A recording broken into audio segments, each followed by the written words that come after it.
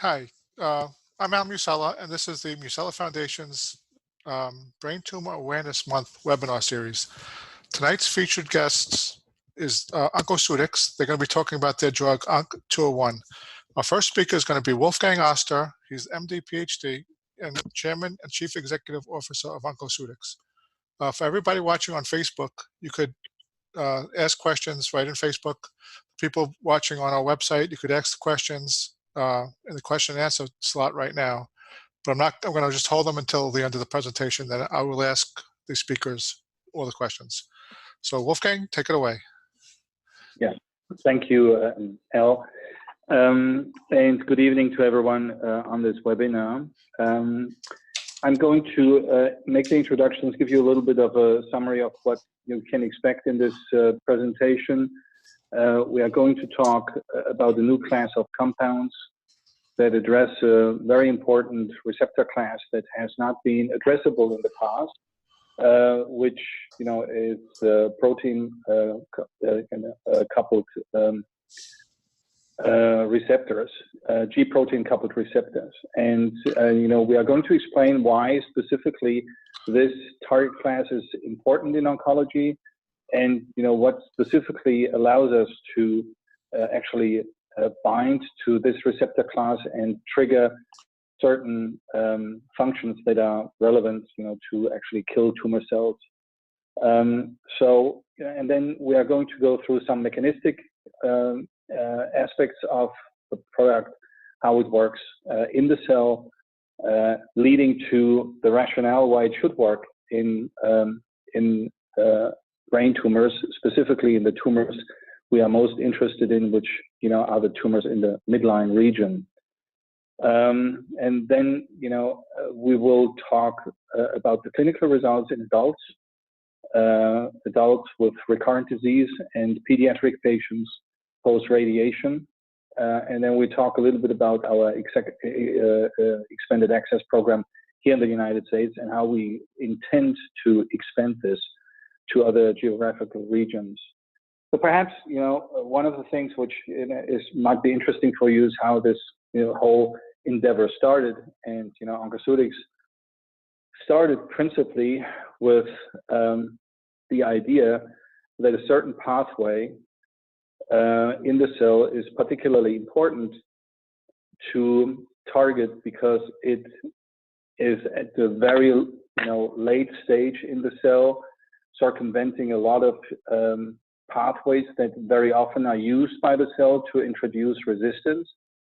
For example, the p53 system. So we were looking for this very much downstream located pathway which triggers the cell into cell death without that it can actually defend itself. It's very much about a factor called trail tumor necrosis factor associated apoptosis inducing ligand, and this is where it started. We now know, after more than a decade of research, that we have discovered a new way how to trigger G protein coupled receptors and have them exert effects against tumor cells in a way which wasn't possible before. And the key word here is the binding characteristic, which basically combines allosteric and orthosteric characteristics, which are unique and specific for the interaction that we are observing here between our lead compound Onc201 and other compounds that we are developing with dopamine receptor 2. So the new class of compounds that we have established are the imipridones. We are talking here about the imipridone platform a little bit. All these members have a unique heterocyclic core structure in the center, and they have comparable pharmacology features such as oral bioavailability, wide therapeutic window. They pass the blood-brain barrier in most cases, and they allow selective GPCR engagement. The GPCRs are actually a class of compounds that are common target for prescription drugs.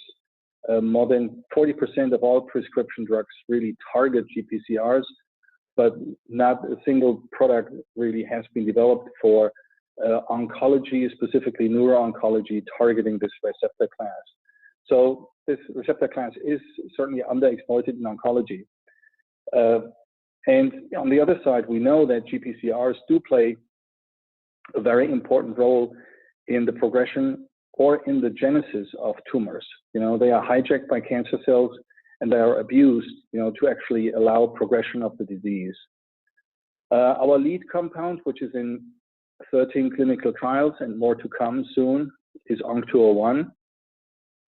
And we are focusing the presentation on this compound. There are two other compounds that we are taking into the translational phase soon. Onc206 is the next one, where we expect that we are in clinical stage before the end of the year. Another one is coming probably before the end of next year, Onc212. We have, you know, from the platform that we have identified a series of drug candidates. The first four that are under active development are listed on the right side, as I said, 201, 206, 212, and 213. And we have a number of other additional compounds in screening. Could we go forward, please? So this is, you know, just a sketch of G protein-coupled receptors and why they are a rational target in oncology. They are the largest superfamily of membrane receptors in humans. They control, you know, very important survival pathways, and they are, as I already mentioned, selectively hijacked by malignant cells to promote the growth of tumor cells. There's a therapeutic opportunity which has long been anticipated, but it was impossible to find ligands to these receptors that were druggable. You know, this opportunity to basically address these specific receptors. You know, again, you know, the phenotypic screen that we did was a blessing, quite frankly, because, you know, rationally designing a drug, a small molecule, to do what our drug does would probably not have been possible because of its very specific binding characteristics. And Josh Allen will actually talk more about this. I'm going to introduce him shortly. The next slide, please. This is our lead compound, Onc201. It's a novel small molecule that targets a receptor which belongs to the super family of G protein-coupled receptors. It's dopamine receptor 2. The dopamine receptor family consists of 5 family members, and dopamine receptor 2 was particularly expected to play a role in oncology. It has shown clinical benefit in high-grade gliomas, in particular gliomas harboring a certain mutation, and we are going to explain why. And, you know, there are also early efficacy signs in other tumor types that have that show signs of a dopamine dysregulation. We are not going to address this today. We just focus on gliomas and Onc201. And, you know, the molecular structure has allowed the synthesis of a whole series of analogs. Some of those I've mentioned already to you that have been identified as drug candidates. So with this, I'd like to hand over to Josh Allen, who's going to talk about, you know, the preclinical aspects of this and the you know, specific activity that we were able to describe here for this product. I would like to say that, you know, the slides that you are going to see full of data that are highly complex. That is to some extent intentional. We wanted to give you some background information. We cannot possibly address all the data that are on the slides, but you may, when you have the time, wish to go through the slides and see additional information which is in sync with what the take-home message of each slide is. And if you have questions or so, you certainly can contact us through either Elle or ourselves, and we'll be, you know, willing and helpful to actually answer the questions. You can also visit our website where we have a lot of background information and literature. Josh Allen is our Senior Vice President for R&D. Josh has been working with this compound for more than a decade, and transitioned from academia to the biotech industry, and is leading our R&D effort, with great capability and huge success. And so, Josh, if you just go through the preclinical section, and then Lee Shullop will take over for the adult results, and then Josh is taking it again for pediatric results, and then we talk about our compassionate use program, and each speaker is going to introduce the next one. Josh, please. Thanks, Wolfgang, and let me start by also extending my gratitude to Al for letting us share part of our story here today with this audience.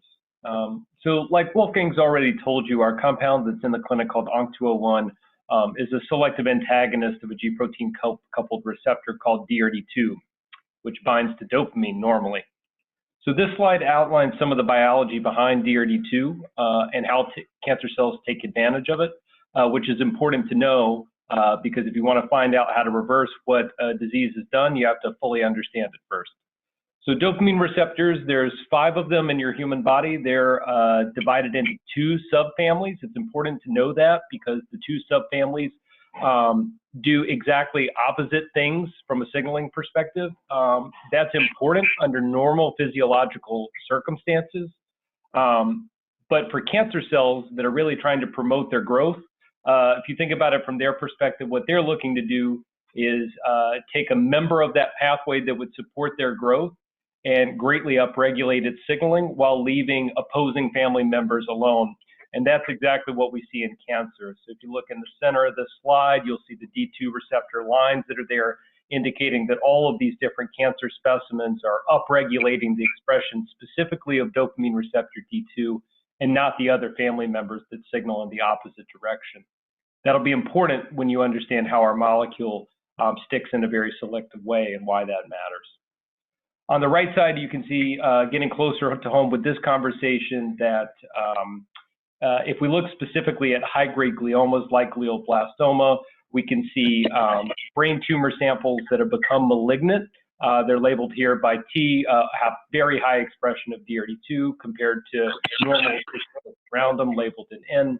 And if we use preclinical studies to get rid of the receptor, which is what happens in the lower right-hand corner, you can see these gliomas can no longer grow at all in vivo.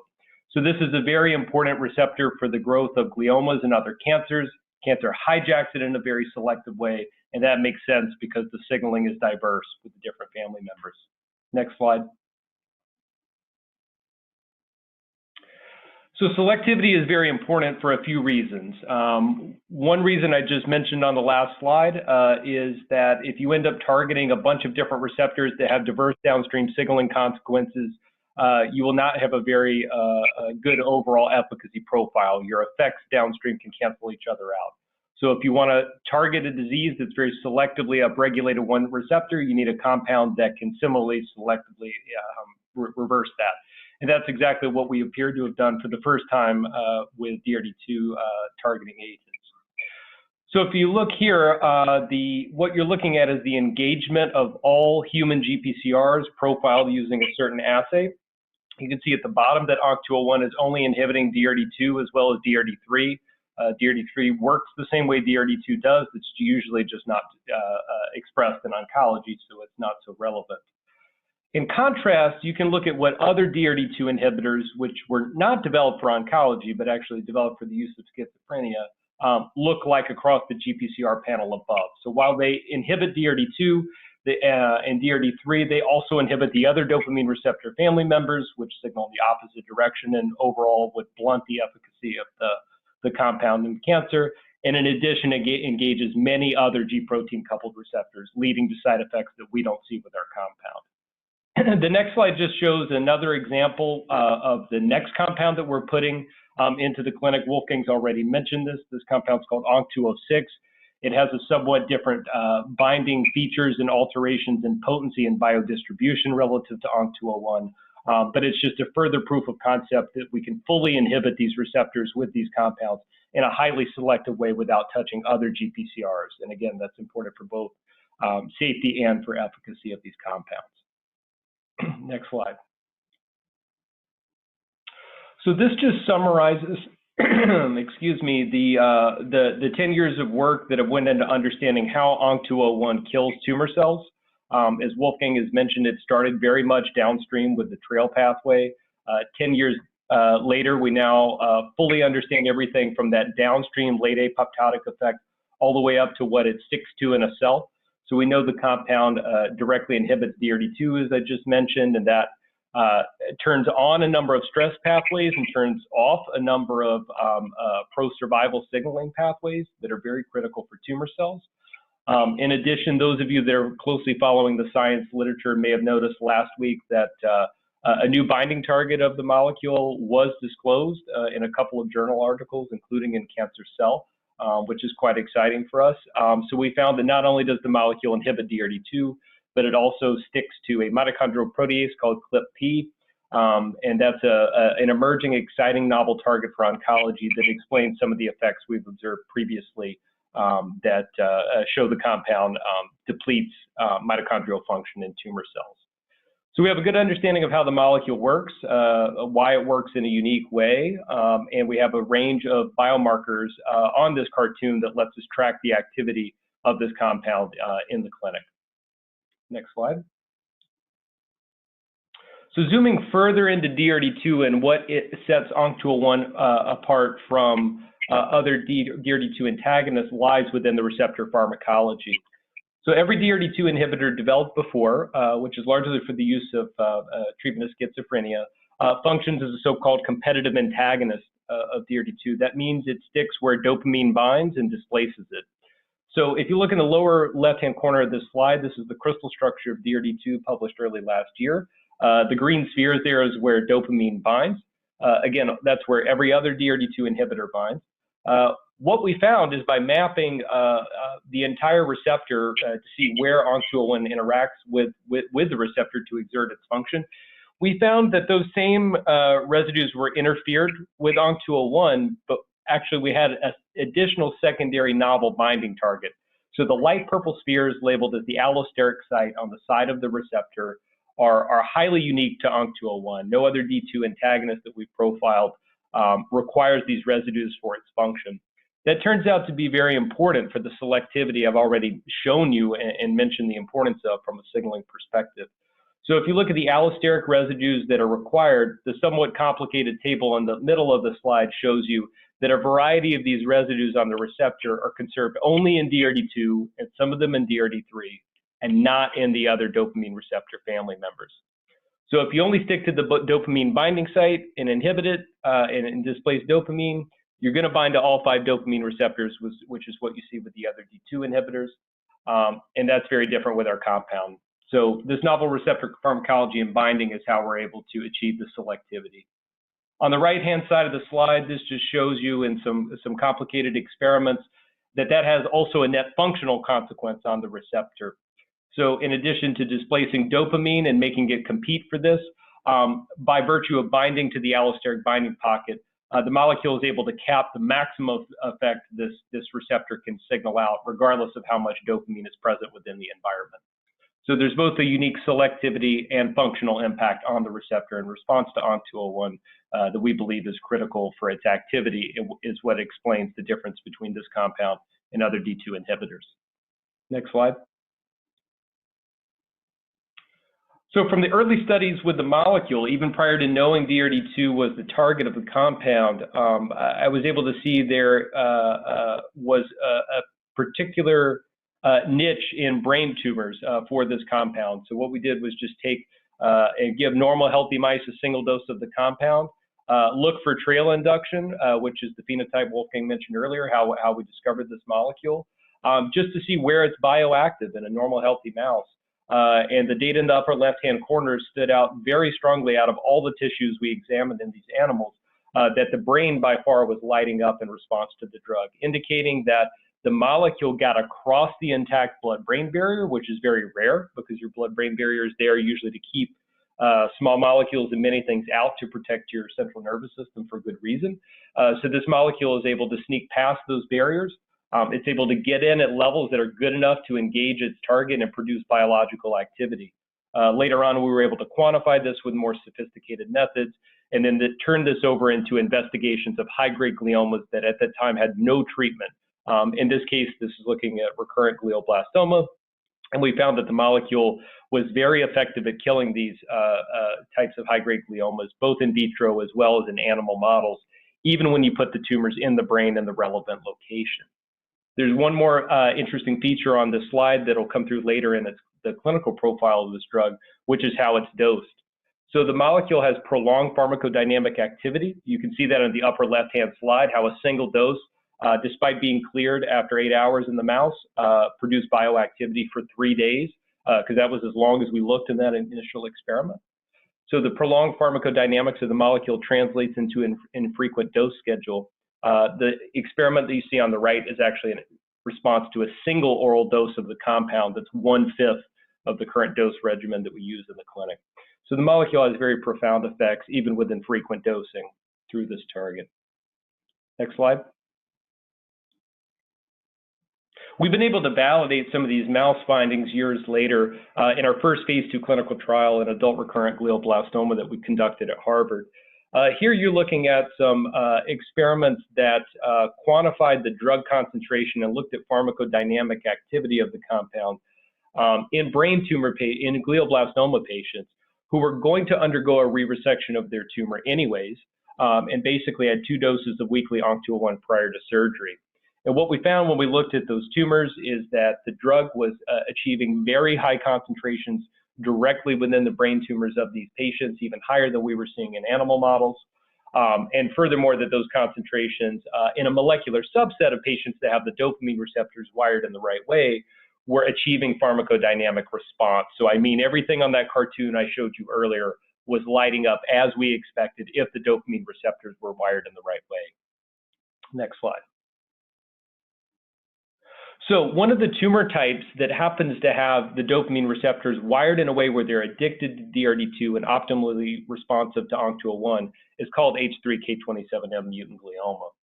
As many of you may know professionally or personally, this is a devastating disease, first brought to light as a distinct disease entity in the WHO 2016 classification of CNS tumors. That year was the first year where the classification of tumors started to incorporate molecular diagnostics in addition to histopathology and animatonic regions. So what happened is there was a discovery that midline gliomas, so gliomas that occur in the central structures of the brain, ranging all the way up from the thalamus, basically down to the spinal cord. It was an increasing number of investigations thanks to pioneering improvements in surgical techniques as well as commitments of families to postmortem biopsies that allowed investigators to begin to study for the first time these midline gliomas, which previously had only been diagnosed on a radiographic basis alone. What the investigators found was that there's actually a unique molecular profile associated with many of these tumors. And in fact, 50 to 90% of them harbored the same mutation in a protein called histone H3. And in fact, most often harbored exactly the same point mutation in that protein. So specifically a substitution of a lysine to a methionine at position 27, giving rise to the definition H3K27M. The investigators found that tumors that harbor this mutation have a very poor outcome. They tend to occur in midline gliomas and in no other types of brain cancer. And when they're there, they carry an extremely poor prognosis. And based on that information, WHO in 2016 made H3K27M mutant glioma its own type of grade 4 glioma, where investigators or clinicians, as part of standard of practice, began to look for this mutation as a diagnostic criteria, even though at that time there was no way to act on that information. Next slide. This is just further information explaining some of the things I've mentioned already. So the H3K27M mutation is prevalent in midline gliomas. The plot on the left shows you where each dot represents a patient, what their age is. A diagnosis is represented on the x-axis. Where the primary lesion occurs is categorized along the y-axis. So you can see the mutation occur in a variety of midline sites. In the pons, this tends to be a younger population, generally under the age of 18, whereas in the young adult population, we tend to see this in the thalamus, the spinal cord, and other midline regions. And overall, if you look at the age of this plot, you'll find that relative to other brain tumors like glioblastoma, this afflicts generally a much younger population. On the right, you can see an example of what, unfortunately, this disease looks like on an MRI for one example where the disease occurs in the pons. When it occurs in the pons, depending on the radiographic features, such as the one you see here, this can be called diffuse intrinsic pontine glioma, or DIPG. This disease has been studied for decades prior to the knowledge of the H3K27M mutation. And no therapeutic intervention has improved clinical outcome in any meaningful way despite the decades of those clinical trials. The standard of care therapy remains frontline radiation, which transiently improves imaging as well as some clinical symptoms for a period of time. Next slide. Thanks, Josh. Okay, this is Lee Shallop. I'm co-founder with Wolfgang and Chief Operating Officer, and I'll also extend my thanks to Al for hosting us tonight on the call. We're going to shift now from the preclinical work that we did to get to the point where we could test the drug in patients to the results that we've experienced in the clinic. We are skipping over tonight the phase 1 data, but I just want to share with you that this data, which was done in a trial of all different types of tumors, showed to us that the drug is safe when given in the dose that we give it in the clinic, which is orally 5 capsules totaling 625 milligrams every week. One of the trials that we started as a so-called efficacy trial to see if the drug was working after we completed the phase 1 safety trial was a phase 2 trial that was started at Harvard targeting brain cancer.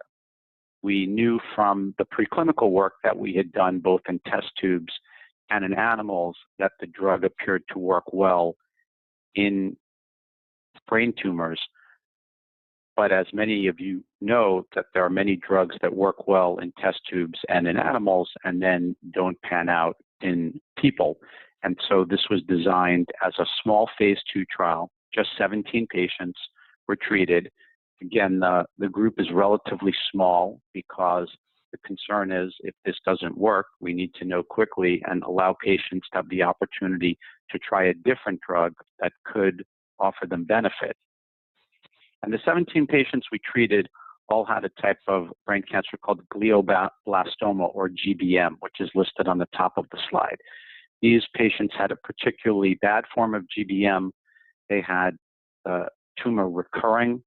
They had certain molecular markers that are listed on the slide, something called MGMT unmethylated and IDH wild type. These are markers of that tend to predict poor outcome. And we went forward with the trial. The median survival of the trial was 9.7 months, which was pretty good considering the patient population. We were also able, on the bottom right, to prove that the drug got into the brains of the patients, which when you're developing a new drug is quite important. But the real excitement from this trial of 17 patients was one particular patient who did extremely well. And we see this patient on the next slide. So on the left side, you can see the tumor. This is 2 different levels of the brain on the left side, showing baseline, on the right side, showing after treatment. On the right side, you can see the size of the tumor shrinking. So you can see that after about 6 months, the tumor had shrunk about 80%, and it continued to shrink until it was almost gone. And we're pleased to say that this patient was first treated in March of 2016. 3 years later, she's alive and well. And so the question for us was, well, why did this patient do so much better than the other 16 patients? And one of the things that we learned was that this patient had the H3K27M mutation, which Josh has already talked to you about. So the question for us was, does that matter? And what we did is we went to a group of scientists who have expertise in this, and in particular, they had the ability to test whether our drug, Onc201, worked better in patients that have the H3K27M mutation. And so we did certain experiments with a group at NYU that had cell lines or tumors in test tubes that we could test. And we proved that, yes, that in fact was the case, that Onc201 worked much better against tumors with the H3K27M mutation than with other types of brain cancer. And so with that knowledge, we said, well, let's focus on this. And so we ended up starting 2 trials in adults and 1 trial in children. I think the next slide would be good for this. That focused on the H3K27M mutation. So if you see this on this slide, this is a list of 3 different trials. At the top are 2 adult trials that are relatively similar. There are technical reasons that we opened 2 different trials. And at the bottom is a pediatric trial. They're all for patients with H3K27M mutant gliomas. And in addition, there's certain opportunity for patients that have midline gliomas that don't have the H3K27M mutation. We tried to open this as many places as we could. We tried to make it geographically diverse, and you can see all the information on this slide. This information is also available through the clinicaltrials.gov website, where all of these trials are listed as well. Next slide, please. So this is the most gratifying part of our presentation tonight, where we get to share with you the results that we've generated so far, showing that just as we saw in that first patient, that we have the opportunity to help patients that have brain cancer with the H3K27M mutation, that as we've been enrolling patients and treating them, we've seen some of the patients benefit. So to explain this slide, this is called a so-called waterfall slide, and the patients on the right are showing a shrink in their tumor size. This looks simply at the primary lesion. Colors indicate where the tumor is in the brain. And for the patients on the right, the very last one on the right, you can see the line goes all the way down to 100%, and underneath it is CR, meaning complete response. This patient's tumor has completely gone. Right next to it is a PR, partial response. All these are defined under criteria called RANO, R-A-N-O, that's generally used by neuro-oncologists to discuss the response to brain tumors. And as you go across, you see that there are other patients that have had meaningful shrinkage in their tumor, as well as the group in the middle where we have SD, or stable disease, which indicates that these patients have had no meaningful growth in their tumor, and all of these patients have been treated for at least 6 months. So again, it's quite gratifying to see that although the drug has not helped all of the patients that we've treated, in this group of patients where we have met specific criteria that we've designed to give the drug the best chance to work, or put differently, patients have the best chance to benefit, this group of patients has done quite well. And there may be questions on this later, but I'll keep going and we'll come back to that if necessary. On the next slide, these are the same patients. It's presented differently. It's showing all of the lesions that they have, or all of the tumor sites, so not just the one tumor site. And you can see as well that in addition to patients that had their main tumor shrink, a number of patients had some of their tumor shrink. So we're seeing benefit for patients even that didn't have significant shrinkage in their main tumor. And as you see at the bottom, 8 of the 15 patients have shown tumor shrinkage in at least one lesion. Next slide, please. The next slide shows the tumor growth over time. And the idea here is to show whether or not this is sort of a short-term event that the tumor has shrunk, or is this something that is sustainable over time? And again, while we wish that everyone had meaningful shrinkage in their tumors, we're happy that those patients who did benefit from the drug and who saw shrinkage in their tumors, that shrinkage has continued over time, or in the terminology of doctors, the tumors have been, the regressions have been highly durable. Next, please. The last slide in this section with adults is looking at different ways to measure the response. So one is called progression-free survival, and the other is overall survival. And without getting into the technicalities, again, for this group of 15 patients, we've seen them do much better than we would have expected based on history. So you can see on the left side, it says PFS6, that's progression-free survival at 6 months, is 33%. Historically, this number is about 4%. On the right side, you see the overall survival as well, and you can see significant difference between the red line at 12 months and the historic OS12, or overall survival, at 12 months of 22%. So pretty much, however we've looked at the data, shrinking tumors, progression-free survival, overall survival, patients that have the mutation have benefited from receiving Onc201. Next slide, please. This is also a case study. It shows a patient who was on the trial who has benefited, and I think you can see on the top showing the original scan in July of 2018 through November of 2018. You can see the tumor, which is pretty much in the center of the image, has shrunken meaningfully.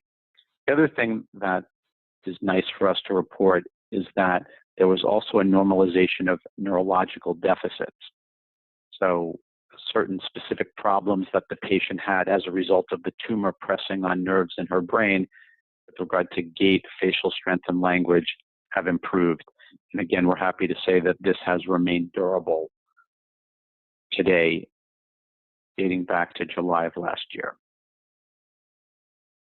Next slide, please. So with this, I'm going to turn it back to Josh to talk about our pediatric program and the patients that we have treated on that trial.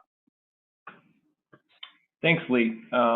So as you could all tell from the presentation that Lee has given there with the adult data, as soon as we've begun to see some of these regressions that you've just seen and understood more about the biology and molecular explanations of the positive outlier response Lee presented in that first phase 2 GBM trial, there was immediate interest in translating that knowledge into the pediatric community to attempt to help these children, or at least investigate the activity and potential of Onc201 in these children who have DIPG and other forms of midline glioma where the H3K27M mutation commonly occurs. So with that in mind, we worked with a number of academics, first at NYU and then now is spread around the country, to introduce the drug for the first time into children. So we designed a phase 1 clinical trial to evaluate a number of different endpoints, but first you have to start with safety with this kind of an investigation. Taking the adult dosing that we used and then scaling that to children by body weight. In addition to evaluating safety, we are looking at a number of additional endpoints, of course, to see how well the drug is working. There's a lot of those different things that are typical for this shown here. One of the things we had to innovate was based on the disease and the kinds of decline that we see with that due to the disease and improvements we could have with the drug. One of those examples is a symptom score for cranial nerve palsies. You can see a patient here, actually the first girl with DIPG to receive Onc201 on a compassionate use basis, where unfortunately she had Bell's palsy due to the disease pressing on a cranial nerve. And you can see that over time, after initiating Onc201 following radiotherapy, that cranial nerve palsy resolved. At the time of starting the trial, there was no standard tool available to quantify these kind of things, so we tried to work with investigators who treat this disease to be able to capture this sort of benefit. Next slide. This is quite a large clinical trial in terms of the different treatment settings we're looking at and the different type of information we're looking to gain to best develop this drug for these children. We're looking at first the safety of the drug when given alone to patients. We're also looking at the safety of the drug in combination with radiation that's administered as a routine standard of care therapy for newly diagnosed DIPG patients. We're also looking at a number of other specific molecular assay information to make sure the drug is getting into the tumor and affecting the tumor in a meaningful way. One of the big challenges with these diseases is that there's no good imaging methods established out there, and being able to measure some of these tumors, in particular DIPG, is extremely challenging. And there's a lot of innovative technology out there trying to perform liquid biopsies to be able to detect mutations in certain markers in blood or other biological fluids from these patients, so that we can better understand the activity of the drug, how quickly it works. If it's not working, can we do something else to help them more rapidly than we can see with an MRI? So that's what a number of the other arms are evaluating. And finally, we recently developed a liquid formulation for the drug. Of course, a number of these children are quite young and cannot swallow, either due to age or sometimes complication of the disease. So the safety of the drug, in addition to what I said earlier as a single agent in combination with radiation as a capsule, is also being confirmed when we give it in an oral liquid suspension. Next slide. So as you can imagine, from that kind of wide set of objectives with the clinical trial, we enroll patients in a variety of different treatment settings. Some of these patients get Onc201 right after diagnosis, some get it right after radiation, and other patients are receiving this after radiation and when their disease has recurred. Some patients have DIPG, where the disease is in the pons. Other patients have it in other locations.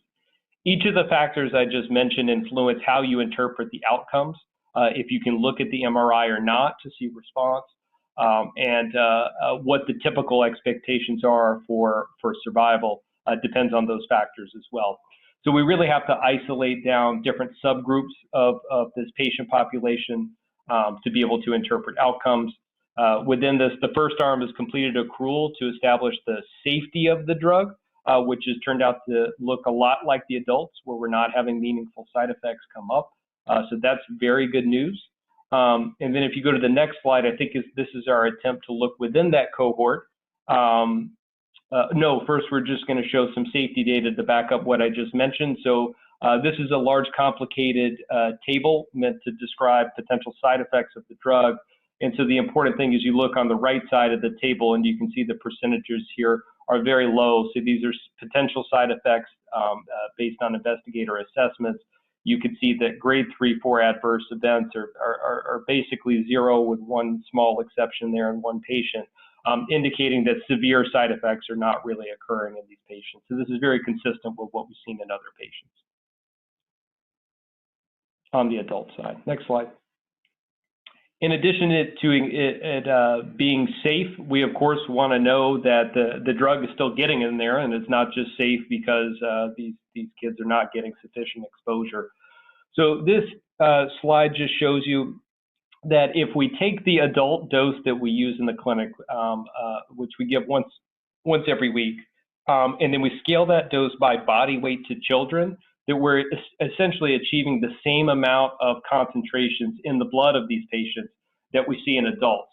And those levels are in excess of what we need to achieve to accomplish a therapeutic response. There is a cohort still enrolling to see if this same kind of information holds true directly in the tumor when a patient gets a biopsy.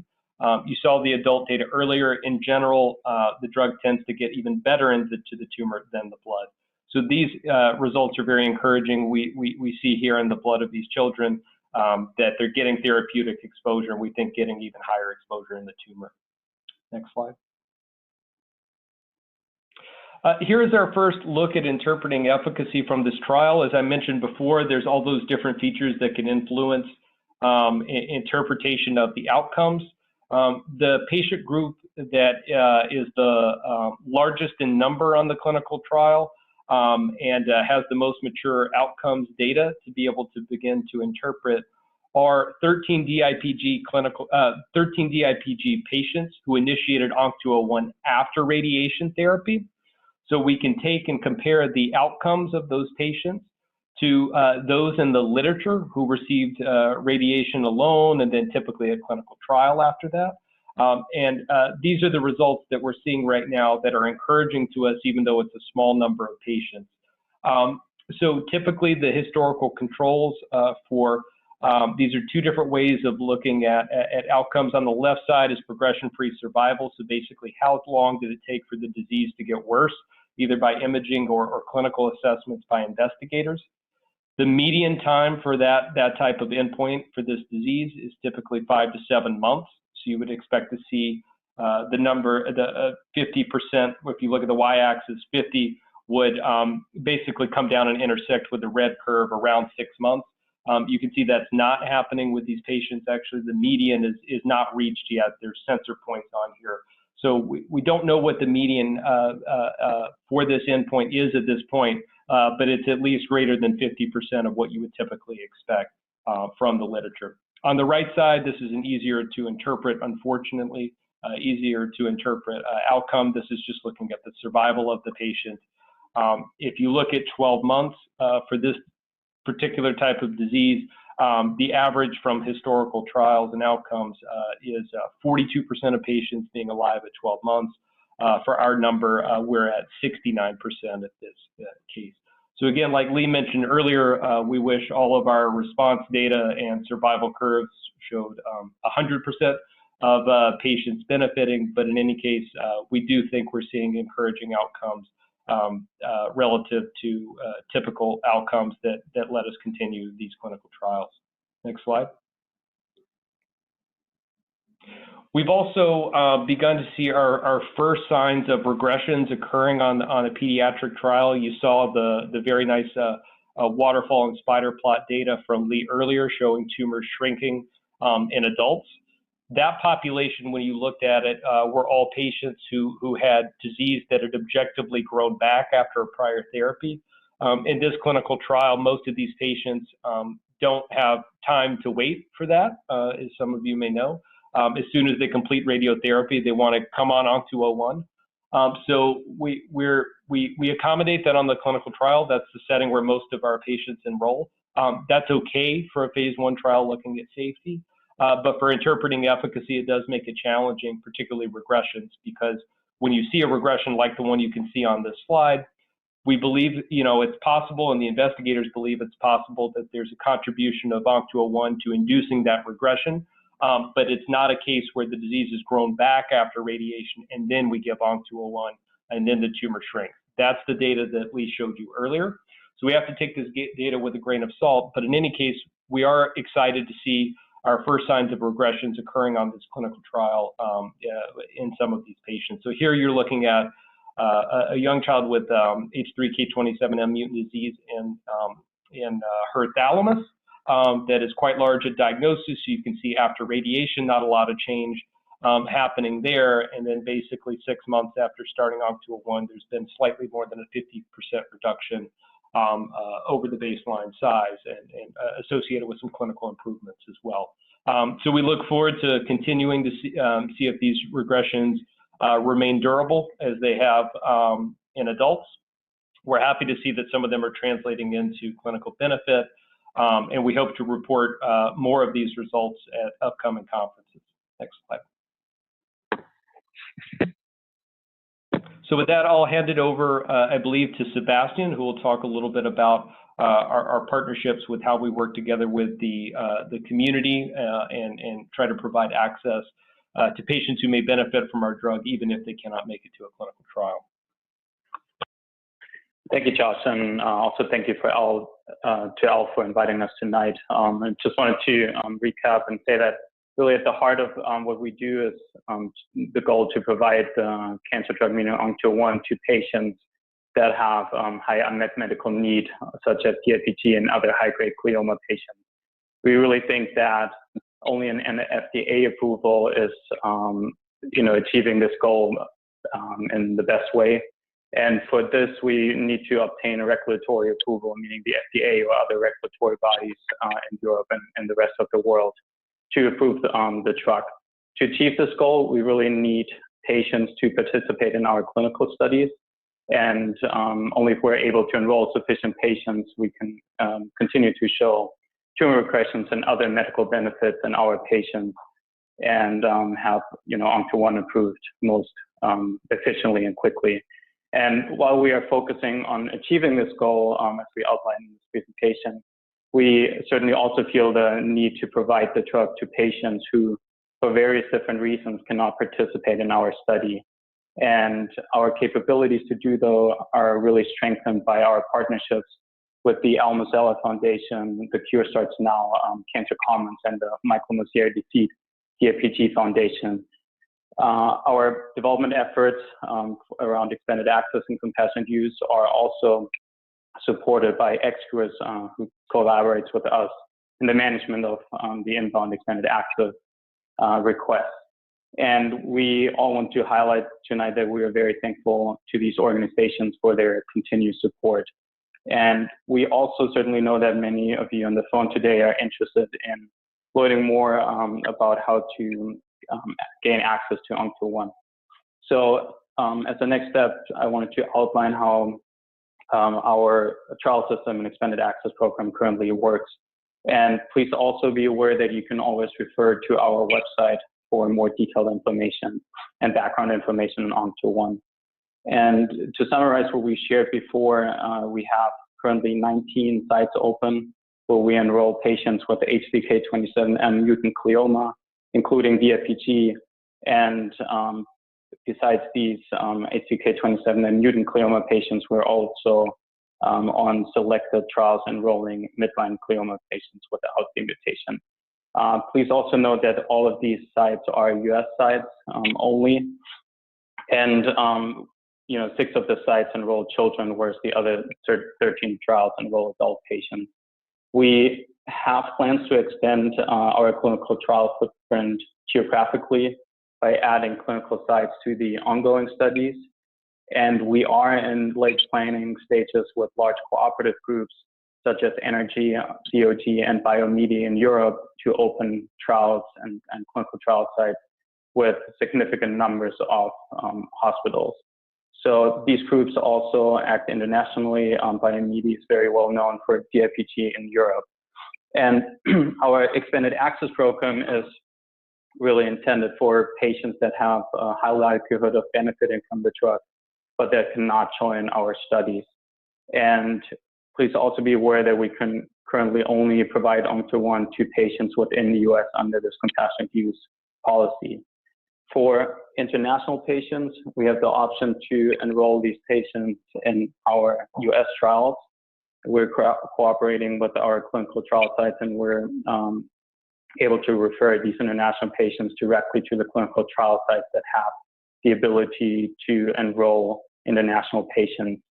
And in general, or generally speaking, patients can also be referred to some of the US sites for participation in our expanded access program. And yeah, as I shared before, we are working on providing the drug more broadly and outside of the US, and we're also exploring opportunities to provide Onc201 to international patients under early access or expanded access. And in that regard, we're working with leading brain tumor physicians across the world, and we're collaborating with the same foundations and patient advocacy groups that I mentioned earlier, meaning the Musella Foundation, Cure Starts Now, Cancer Commons, and the Michael Mosier Defeat DIPG Foundation to be able to expand our ongoing expanded access program beyond the US. But as I said before, please be aware that we're not quite there yet to be able to provide the drug outside of the US. Moving on to the next slide, we are listing a series of upcoming public events on this slide. I wanted to highlight the Pediatric Subcommittee of the ODAC meeting on June 20th. This is the FDA's Pediatric Subcommittee. The meeting will provide us with the opportunity to publicly present our clinical data in more depth, and will include data from both our adult and pediatric studies and patients. The meeting will also allow us to receive valuable feedback from the FDA around our clinical development program, and in particular the studies and the clinical trials that we have ongoing with Onc201 in children. The next slide is a list of media reports where we wanted to provide this list as a reference and say that we're very thankful for the patients and the physicians that were willing to share their story and their experience with Onc201 in a public way in these media outlets. And it's very important for us to say that we're thankful for this. And Al Musella will later on share this list and the next slide on his website to provide everyone on the phone with these media reports, and on the next slide, the patient resources that we wanted to highlight mainly on our own website, providing additional background information around Onc201. And we have 2 pages on our website. One is the for patient section outlining Onc201 information.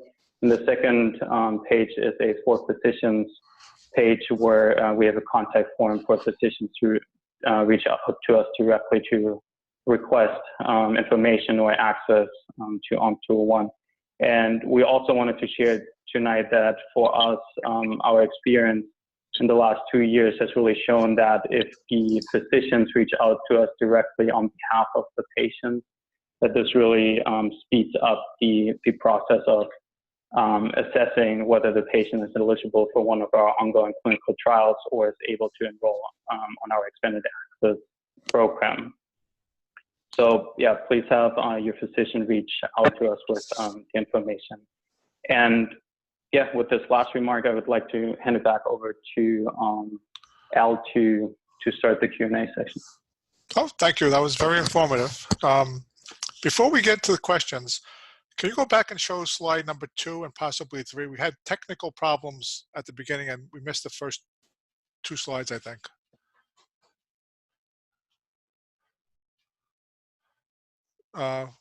Did we show that?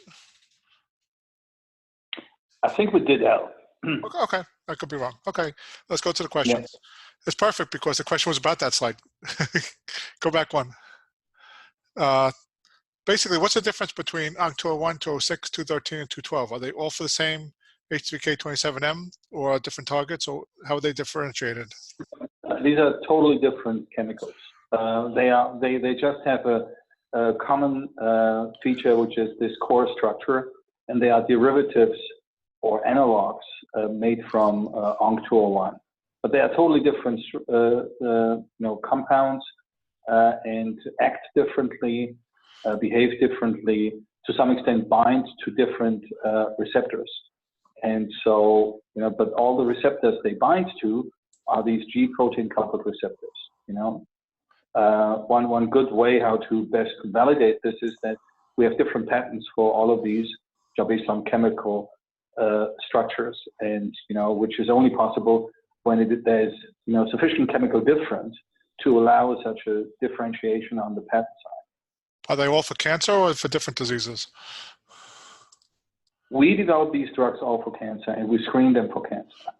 Okay. Now that doesn't mean that they may not have other applications or utilities in the future. Okay. On one of the slides, you showed the difference between haloperidol and Onc201, and how Onc201 is much more specific. But does Onc201 have any psychiatric effects like haloperidol? No. I mean, we don't see that at all. There are multiple reasons for that, that we can explain if needed. But the straight answer to this question is no, we don't see this. Even in animal studies, we only see some extrapyramidal syndromes or symptoms, with very high excessive doses, which are not relevant for clinical use. Another feature that is relevant here in this context is the fact that we administer our drug only weekly and not every day, which is typical for antipsychotics. Yeah, but we just don't see it.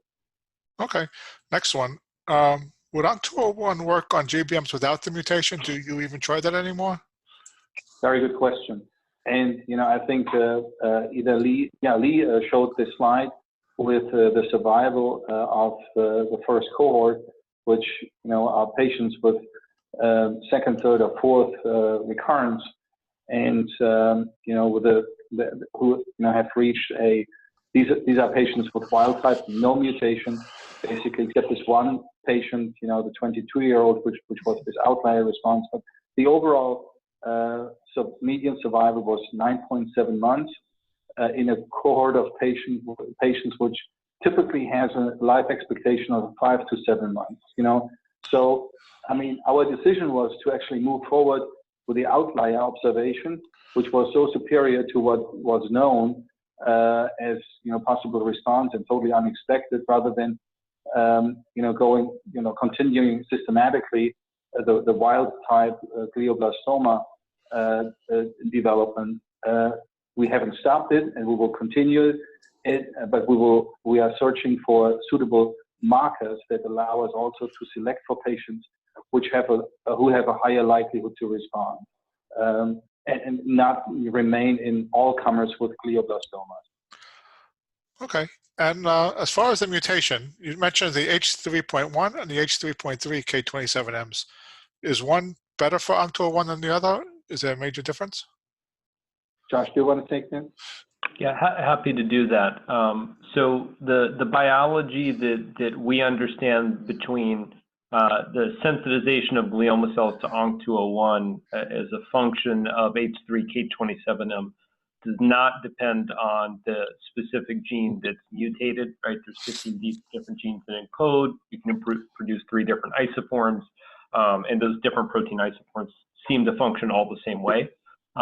So we don't have any reason to believe H3.3 versus 3.1 would respond differently. The available, as many of you may know, the models out there to test that question in preclinical studies are limited. The limited samples that are available indicate that it does not matter. And in fact, one of the patients we've had a regression in has H3.1 K27M, whereas the others have H3.3. So we don't believe there's any difference in response. Good.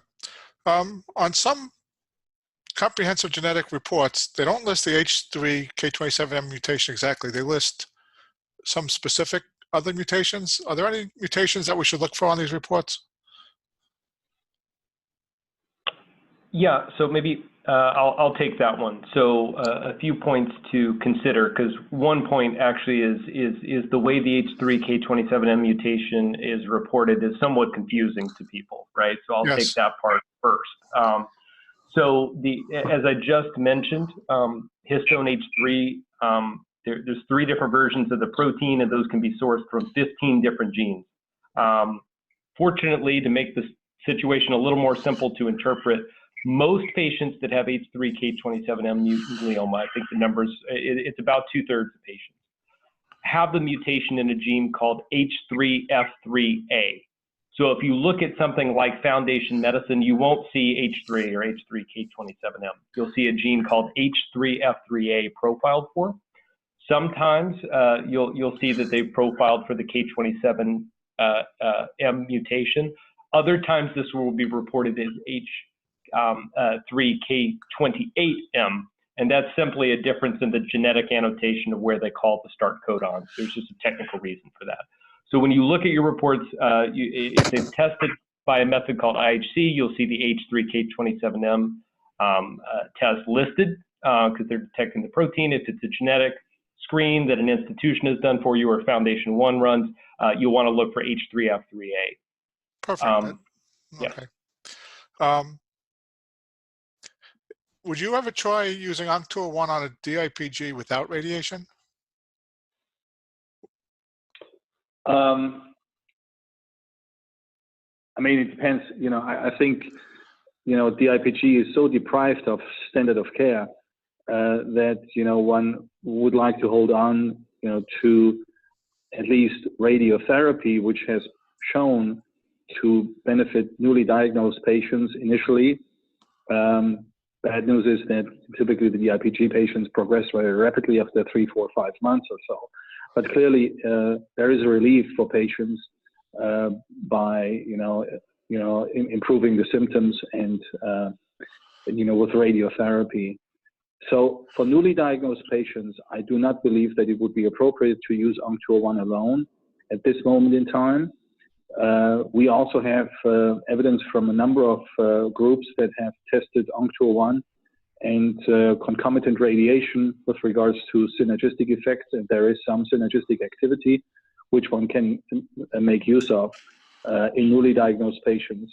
Now, so my answer to this is certainly not in newly diagnosed patients. I think radiotherapy is a mainstay. It should actually be used in combination with Onc201. When it comes to recurrence, there's obviously the new development that re-irradiation is being tested. It's not clear if this will actually benefit, and it's very often significantly burdened with side effects. So I would not necessarily say that it has to be combined with radiotherapy in recurrent disease. As a matter of fact, I think that Onc201 alone, based on what we see here in recurrent disease or later stages of the disease, is very doable, and it would be our choice at the moment. How quickly do you see a physical improvement if the patient is going to respond? It's a very good question. It's a very good question. I mean, the midline space in the brain is a very narrow space, so even minimal reductions of the tumor improve the symptoms relatively impressively. So what we often see, and that is actually recognized for these tumor types and locations, is that the clinical benefit occurs before one realizes an improvement in the image. So the answer is, clinical improvements can happen relatively quickly. I would say somewhere in the range of 4 to 8 weeks or so, and regression that is detectable on radiographic images sometimes takes much longer. Yeah. Okay. And what is the time frame to try to get FDA approval? Is it like 1 year, 2 years, 5 years? Well, it depends very much on the discussions which we are going to have with the FDA. It depends very much on the reception that we get at this pediatric ODAC meeting, which we have mentioned in the presentation. We believe that there is willingness by the FDA to look at the data in a benevolent way, and support our concept to move to an approval relatively rapidly. We would hope that our plan to get this drug approved in the next 2 to 3 years is not unrealistic, but it depends totally on what the agreement will be between us and the FDA on the pivotal program and the expectation on their side on the size of the sample. There are examples where similar diseases with similarly life-threatening,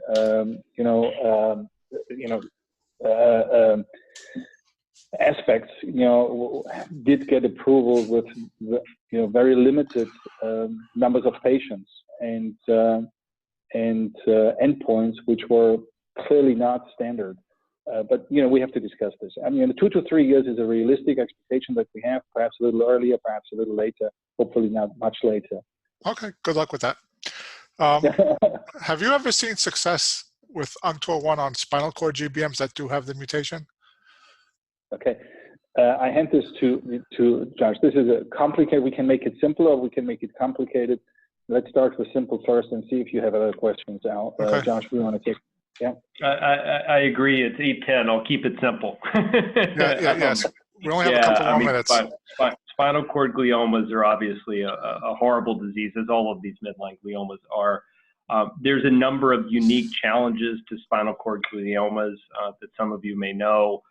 They tend to spread along the spinal cord. They tend to spread into the cerebral spinal fluid and in development leptomeningeal disease. So they disseminate very quickly. They're difficult to image. They're often too small to measure by the conventional RANO criteria that Lee outlined earlier, which is how physicians look at responsiveness. So all of those challenges being said, we have enrolled some patients with spinal cord H3K27M mutant glioma. For the reasons I just stated, we can't really comment on response by the standard criteria in that sense, because it's just too hard to look at. We have seen patients have stabilization of disease for quite a long time, well beyond 6 months in 2 cases. So that's pretty much what we can say at this point. In preclinical models, the spinal cord gliomas that have the mutation do respond. The patients who have received it, a few have had stabilization of disease, others have not, and we really can't comment on objective response due to the nature of the disease. Okay, just 2 or 3 more questions, and then we have to run. Do steroids interfere with Onc201? Sorry, can you say that again, Al? I didn't hear that. I'm sorry. Do steroids like dexamethasone interfere with the action of Onc201? We have not seen that. Okay. One of your patients in your trial wants to use CBD oil, and her doctor is saying they can't. I guess that's one of the requirements of your clinical trials, correct? Is there Josh, is that? Yeah, that is actually a complicated answer. So the answer to the patient or their family that's asking that question is just to request that their physician reaches out to our medical monitor to ask. I will say in some cases, cannabis or CBD oil has been permitted, in others it has not. It has to do with the way that the compounds in those mixtures could interfere with the metabolism of our drug through induction or inhibition of certain enzymes. Right. And it really depends on the features of the patient that permit that or not. So in some cases we can, in some cases we can't. And ultimately, your physician will need to get in touch with our medical monitor to be able to assess that on a case-by-case basis. Okay, I hate to say, but a lot of them will probably use it anyway, and it's better if you record it. I'll leave that one alone. Okay. Then the last question.